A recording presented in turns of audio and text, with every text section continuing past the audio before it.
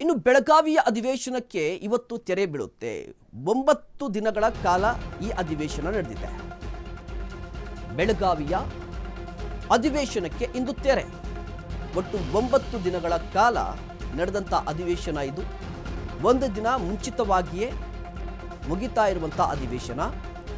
ಕಾರಣ ಏನಪ್ಪಾ ಅಂತ ಹೇಳಿದ್ರೆ ಮಂಡ್ಯ ಸಾಹಿತ್ಯ ಸಮ್ಮೇಳನ ಕಾರಣಕ್ಕಾಗಿರುವಂಥದ್ದು.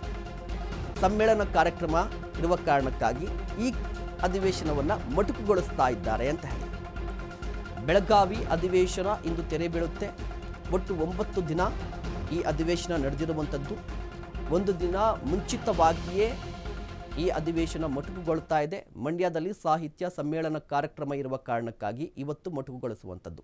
ಮುಖ್ಯವಾಗಿ ಬೆಳಗಾವಿ ಅಧಿವೇಶನ ಅಂತ ಹೇಳಿದ್ರೆ ಸಾಮಾನ್ಯವಾಗಿ ಜನರು ಮಾತನಾಡ್ತಾರೆ, ಅದು ಬೆಳಗಾವಿ ಅಧಿವೇಶನ ಅಥವಾ ಸತ್ಯಾಗ್ರಹ ಹೋರಾಟ ಪ್ರತಿಭಟನೆಯ ಅಧಿವೇಶನ ಅಂತ ಹೇಳಿ. ಯಾಕೆ ಅಂತ ಹೇಳಿದ್ರೆ ಬೆಳಗಾವಿಯಲ್ಲಿ ಅಧಿವೇಶನವನ್ನು ಮಾಡಲಿಕ್ಕೆ ಮುಂದಾಗಿದ್ದ ಕಾರಣ ಇಷ್ಟೇ, ಉತ್ತರ ಕರ್ನಾಟಕ ಭಾಗದ ಸಮಸ್ಯೆಗಳ ಬಗ್ಗೆ ಚರ್ಚೆ ನಡೆಯಬೇಕು ಅಂತ ಹೇಳಿ.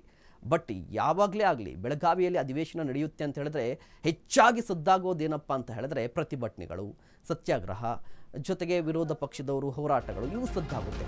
ನಿನ್ನೆ ಸುದೀರ್ಘವಾಗಿ ವಿಧಾನಸಭಾ ಕಲಾಪ ನಡೆಯಿತು.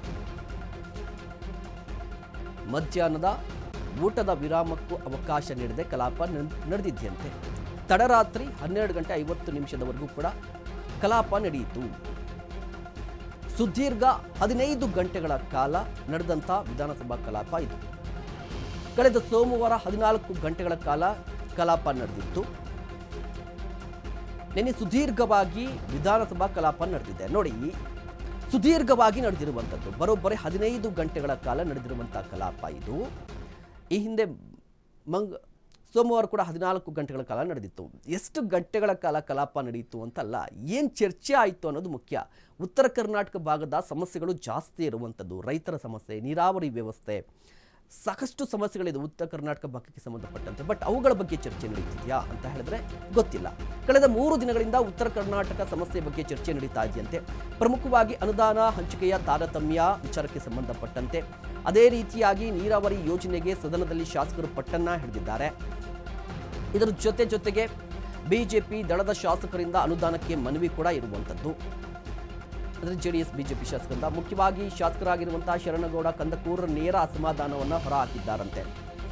ಮೂಲ ಸೌಕರ್ಯಗಳಾದಂಥ ಕುಡಿಯುವ ನೀರಿನ ಸಮಸ್ಯೆ ಹೆಚ್ಚಾಗಿದೆ, ರಸ್ತೆ ಸರಿ ಇಲ್ಲ, ಸರ್ಕಾರಿ ಆಸ್ಪತ್ರೆ ಕೊರತೆ ಇದೆ, ಶಾಲೆಗಳ ಅಭಿವೃದ್ಧಿ ಆಗ್ತಾ ಇಲ್ಲ ಅಂತ ಹೇಳಿ ಸಾಕಷ್ಟು ಸಮಸ್ಯೆಗಳ ಬಗ್ಗೆ ಕೂಡ ಹೇಳಿರುವಂಥದ್ದು. ಸಾರಿಗೆ, ಕ್ರೀಡಾಂಗಣ ನಿರ್ಮಾಣ, ಕೈಗಾರಿಕೆಗಳ ಬಗ್ಗೆ ಕೂಡ ಚರ್ಚೆ ನಡೆಯಬೇಕು ಅಂತ ಹೇಳಿ. ನೋಡಿ, ಕಳೆದ 3 ದಿನಗಳಿಂದ ಕೂಡ ಉತ್ತರ ಕರ್ನಾಟಕದ ಸಮಸ್ಯೆಗಳ ಬಗ್ಗೆ ಚರ್ಚೆ ನಡೀತಾ ಇದೆ. ಇದರ ಜೊತೆಗೆ ಏನಪ್ಪಾ ಅಂತ ಹೇಳಿದ್ರೆ ಮುಖ್ಯವಾಗಿ ಉತ್ತರ ಕರ್ನಾಟಕ ಭಾಗದಲ್ಲಿರುವಂತಹ ಶಾಸಕರ ಅಸಮಾಧಾನ ಏನು ಅಂದರೆ ಅನುದಾನ ಹಂಚಿಕೆ ಆಗ್ತಾ ಇಲ್ಲ ಸರಿಯಾಗಿ. ನಮ್ಮಲ್ಲಿ ನೀರಾವರಿ ಯೋಜನೆಗಳಿಗೆ ಸಂಬಂಧಪಟ್ಟಂತೆ ಸಾಕಷ್ಟು ಶಾಸಕರು ಕೂಡ ಪಟ್ಟನ್ನ ಹಿಡಿದಿದ್ದಾರೆ.